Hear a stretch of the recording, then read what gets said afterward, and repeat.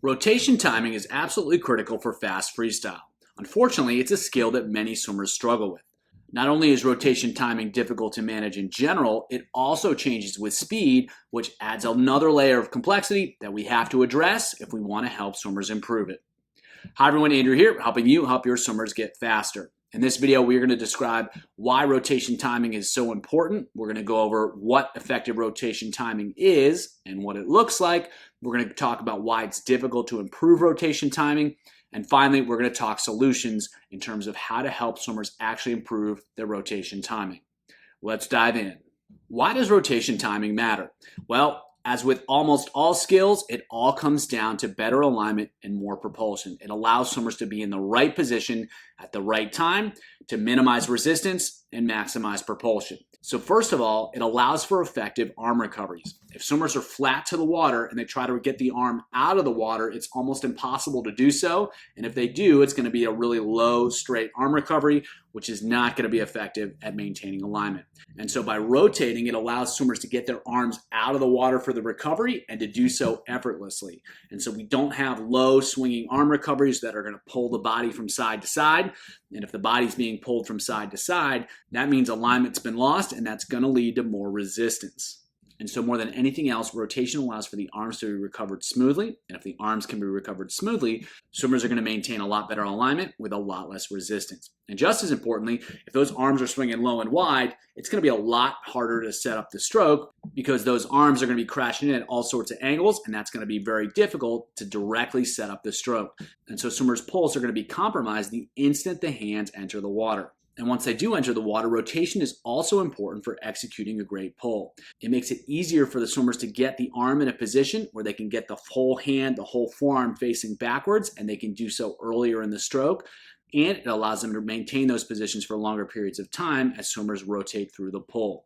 Finally, it allows for better acceleration through the pull because as the arm's pulling through and the body's rotating away, it adds a little bit more hand speed, a little bit more arm speed, and that can create a little bit more propulsion as well. And so rotation makes a huge difference in the arm recoveries, and it makes a relevant difference in the arm pulls. And so in both cases, we got better alignment, more propulsion, and that means more speed. So what is great rotation timing? Well, during the pull, when the shoulder is rotating up, the rotation should occur with the pull. And so in terms of the timing of it, approximately when the body gets flat, and we'll take a look at this video in a second, that's when the arm should pass under the shoulder. So if the left arm is in front, the left shoulder is rotated down, the left arm starts to pull, the left shoulder starts to come up, and then as the hand passes the shoulder, the body's flat, and then the hand keeps moving, and the left shoulder rotates up. And so that's going to be the timing of the rotation relative to the pull, regardless of how fast swimmers are going. And by the end of the pull, there's going to be the most amount of rotation there is in the stroke, and that makes it much easier to start the arm recovery. Now, what's the timing of the rotation in the other direction relative to the arm recovery? Well, during the sprint stroke, when swimmers are trying to go as fast as they can, the arm recovery and the rotation are going to happen together. And when the hand enters the water, the swimmer will already be rotated down. In distance swimming, however, there's going to be a recovery of the arm, and then the rotation happens primarily after the arm recovery. And so that's where the timing is a little bit different. And just as importantly, everything's happening at the same time. When one side's rotating up, one side's rotating down. And so swimmers have to manage the rotational timing when different arms are doing different things at different times, and that's where things can get a little bit tricky. Now to clarify, to make sure you understand exactly what I'm talking about, we'll take a look at some videos where you can see it in action. So if we watch this swimmer here, he's extended out on the left arm, and he's rotated with the left side down, and as he starts to pull, right there, he's going to be about flat in the water, and as you can see, his arm is traveling under his shoulder, and then he's going to continue to rotate through. And so again, he's going to be out on his left side, he's going to start to pull, he rotates back, and he's pretty much flat as that arm passes under the shoulder, and then he continues to rotate through. And so that's the timing of the pull. Now if we watch the arms here, what's going to happen, he's going to recover, he's still kind of on his side, and then he rotates through after the arm recovery. And so again, we're watching the other arm, enters there, and then you see the rotation happening afterward. So the rotation is a little bit later relative to the arm recovery during longer swimming at slower speeds. But the timing of the pull is going to be the same regardless of the speed. The hand, the arm is going to be passing under the shoulder, and that's when the body is going to be flat and then continues rotating through. So with a sprinter, there's not going to be quite as much rotation, but he's on his left side here. He's going to pull. When the arm passes under the shoulder, he's pretty much flat, and you can see that he rotates through after that. So the timing of the pull is pretty much the same. So he's on his right side here. You can see he's pretty much flat here as the arm passes under, and then he rotates through to the other side. Now the thing to pay attention to here, the difference is the arm recoveries. And so as the arm enters here on the right, he's already rotated to his side. So you can see, boom, he's rotated as he enters rather than entering and then rotating. And then on the left side, it's going to be the same thing. As the hand enters, he's rotated as he enters. And so that's the key difference in the timing of the arms and the rotation with sprint freestyle and distance freestyle is the arm pull timing is the same. Body's more or less flat as the arm passes under the body. But in distance freestyle, there's more of an entry and then a rotation. Whereas here, as he enters, he's already rotated to that side. And so that's a key difference in the timing of the two strokes. And that's going to be something that swimmers have to manage as they transition from slower speeds to faster speeds or from faster speeds to slower speeds. So what's the challenge here? What makes rotation timing difficult?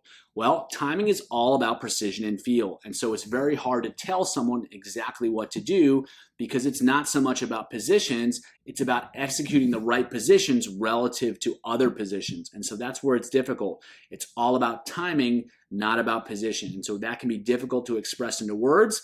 And so it's also subtle. Small differences in timing can have a big impact on skill and speed. And sometimes those slight subtle differences are difficult to describe, and they're difficult for swimmers to understand, and they're difficult for swimmers to act upon. Timing also changes. As we just discussed, there's a difference between more of a distance freestyle timing and more of a sprint freestyle timing.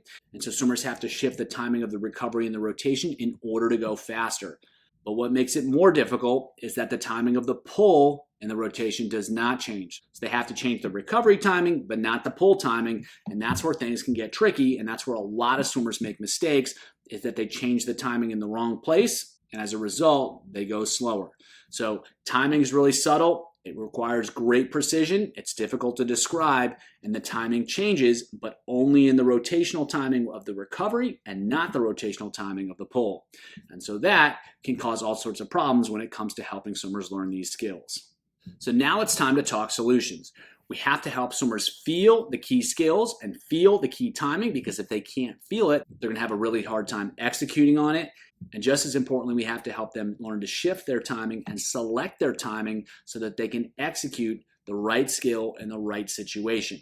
We have to make these skills relatively robust so that they can make these adjustments in races. They can become aware of when they've lost their timing, and they can be skilled enough to get that timing back. So the first tool I like is called SABE, or straight arm, breathe every stroke. And so the purpose here is to exaggerate the rotation, as some swimmers are simply not rotating enough. And if we exaggerate it, we overdo it, we can help them feel the side-to-side action of the body, and they can feel how the rhythm of the stroke is driven by that side-to-side movement. If swimmers get ahead of their rotation, the arms aren't going to be in the right position, and then swimmers are going to struggle to either pull effectively or recover the arms effectively.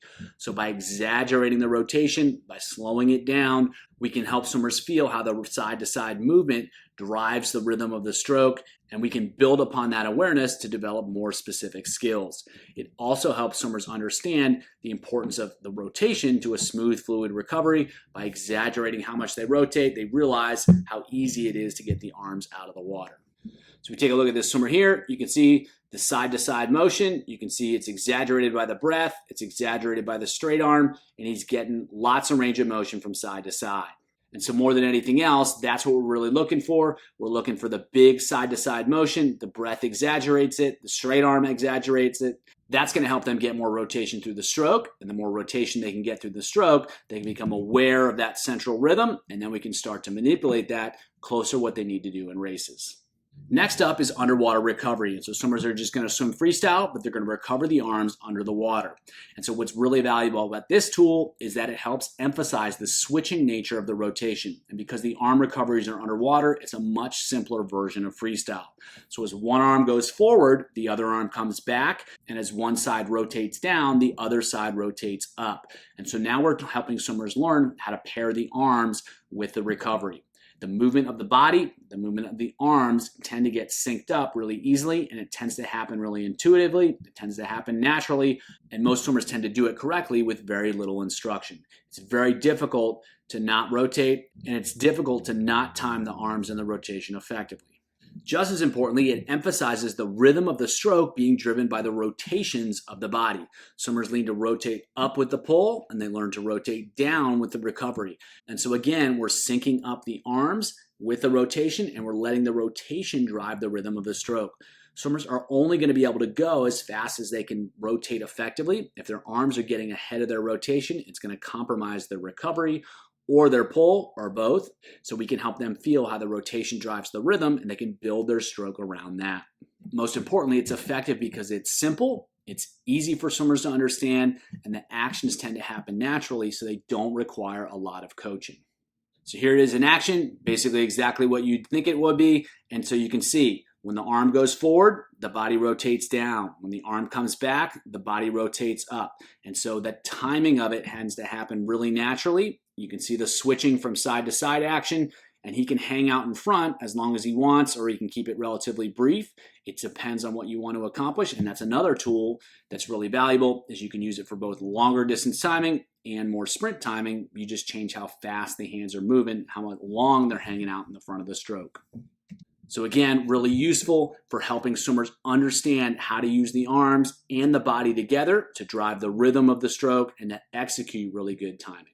Now, some swimmers are able to take what they learn and feel in underwater recovery and go right into freestyle and make it look great. However, some swimmers struggle with that. So to help them transition from underwater recovery to regular freestyle, you can do over-under freestyle. So one arm is recovering over the water, one arm is recovering under the water. So the value of this tool is that it tends to maintain the timing that we see in underwater recovery, but swimmers can start to experiment with recovering one arm over the water. And when you do this, you want to make sure you alternate between left and right arm going over the water so swimmers can do it well on both sides, and you may find that they're better at one side than the other. That's fine. You just want to make sure that that gets ironed out over time. So more than anything else, this is a strategy that's useful for helping swimmers take what they learned during underwater recovery and get it to show up in freestyle. And so it's going to be most effective when used in combination with underwater recovery and regular freestyle. And so just have swimmers bounce back and forth between all three, and that's going to help get the transfer that you're looking for. And eventually, those skills are going to show up in regular freestyle, and that is what we're really after. So again, just like underwater recovery, except we've got one arm over the water, one arm under the water, and that's going to help him maintain that same timing while having one arm recovering over the water.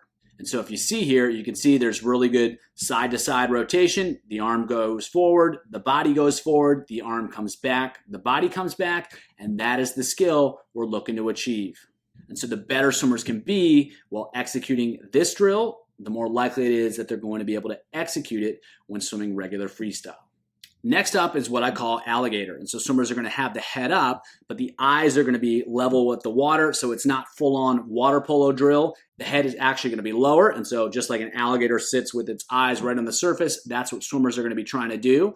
And the value here is that because the head's up a little bit higher, swimmers have to exaggerate the rotation of the shoulders, and it forces them to rotate with the arm recovery, not after the arm recovery. They can't really ride out the front of the stroke here. They've got to be good with driving the shoulders, and the rotation has to happen during the arm recovery. And as we saw in the video earlier, that's what sprint timing is all about. So rather than telling swimmers what to do or how to do it in terms of how to execute their timing, it's a lot more effective to put them in position where they pretty much have to do it correctly. And what you want to focus on is making sure that they're keeping the arms moving, they're not riding out in front of the stroke, and you want to focus on symmetry. So there shouldn't be a gallop here, there shouldn't be a lope here. They should be really consistent with going side to side. And so this is one, again, you could pair with underwater recovery, have them do a 25 or whatever of that, and then do a 25 of alligator with a little bit more tempo. Again, heads up a little bit, and they're really focusing on rotating the shoulders with the arm recovery. That's going to help them get the timing that they're looking for. So regardless if you're using specific drills or if you're having them swim regular freestyle, resistance can be really effective for developing timing because it slows swimmers down. It gives them more time within the stroke cycle to figure out what's happening. So if swimmers are trying to figure out sprint freestyle timing and they're doing it at 1 second per cycle, that's happening really, really fast. The odds that they're going to be able to make change is not very high. And so by giving them resistance and challenging them to execute the timing, it slows it down a little bit, but it still lets them feel pressure on the water with their hands because of the resistance, and that gives them the opportunity to figure out what's happening and how to make adjustments. So if you didn't have the resistance and you had them swim at slower stroke rates with sprint timing, it doesn't really work, and that's a reason why swimmers use distance timing at slower speeds. But because of the resistance, they can still hold water at slow stroke rates and swim with sprint timing at low stroke rates. And again, the more time we give them to feel things out, to figure things out within a stroke cycle, the more likely it is that they're going to make positive changes. And as with everything, I like to alternate between resisted and unresisted swimming because that lets them feel the skills, and then it gives them the chance to execute those skills in normal conditions. And again, it doesn't matter how well they can do it with resistance. What ultimately matters is how well they can do it without resistance. So we want to give them the opportunity to feel it with the resistance, but then execute it without the resistance. Now, as we discussed earlier, speed changes timing. And so swimmers have to be able to not only adjust their timing, they have to be able to adjust their timing in a way that creates speed. And so to challenge that, you can use a variety of performance goals. You can have them go at different speeds, at different stroke rates, different stroke counts, different combinations of the three. You can go high, you can go low, you can go everything in between, you can alternate. So for instance, you're having them go underwater recovery, but you're alternating at a fast stroke rate and a low stroke rate. That's going to challenge them to change their timing. And then you throw in some regular freestyle done the same way, and they're going to have to execute good timing at high rates and low rates and switch back and forth. The better they can switch back and forth, the more locked in those skills are and the more resilient they are. That means more likely than not, and that is what it's ultimately about. What's really valuable about changing the performance goals is that it requires swimmers to change. They have to use different timing at 1.0 seconds per cycle versus 2.0 seconds per cycle. They're going to organize the stroke differently at different stroke rates, at different stroke counts, and at different speeds. And by asking them to do so on command and to hit it right away, that means they have more control. If we ask swimmers to alternate between 10 strokes a lap and 14 strokes per lap, they're going to have to be able to switch how they swim in order to make that happen. And if you have speed expectations on that too, they're going to have to be effective at changing their timing too. And whether it's drills or freestyle, I use the same principles, I use the same concepts because that helps them learn how to hit effective timing no matter what the situation. So in this set, we're going to focus on the skills here, and we're going to challenge swimmers to execute different timing in different contexts. So they're going to go 425 SABE. They got to take one less stroke per 25, so we're really going to stretch that out, stretch the timing out. 100 freestyle, second 50 fewer strokes. Then they're going to go 425s underwater recovery. Again, try to really stretch out the timing. Then 100 freestyle, same but faster. So they got second 50 fewer strokes again, but they got to go faster. Then 625s over under freestyle, take one less stroke per 25 in pairs, so you'd alternate left and right there. Then again, another 100 freestyle, second 50 fewer strokes. The second half is done the same way, but now we're adding speed, so we're going to compress the timing. So the first half of the set, we stretched it out. Now we're going to compress it. So the drills are all done the same way, but now they're going to descend to strong. And the hundreds, the stroke count stays the same, but each 100, they're going to add one stroke per 25. So if they took 12 strokes each 25 on the 100, now they're going to take 13. So by alternating between the drills and the swim, we challenge them with the drills and then let it happen in the swims. And by challenging them with the different stroke counts and then speed in the second half, we challenge them to change their timing and do so effectively. This set is more of an endurance set, so they're going to go 400, 300, 200, 100. They're going to do that twice. The first time through is underwater recovery as the drill. The second time through is over-under freestyle as the drill. The drill, they're always going to build to fast, so we're locking in that timing, and then we're adding a speed component to it. And then on the 75, it's always full stroke freestyle, and they're trying to execute with that same great timing. The 400, the 75s are steady, and then solid, and then strong, and then stronger, and we'll repeat that for the second half of the set as well.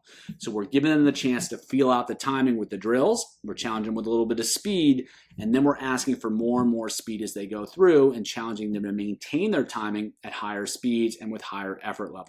So a great way to continually reinforce the skills and help swimmers continue to improve those skills while still developing their fitness.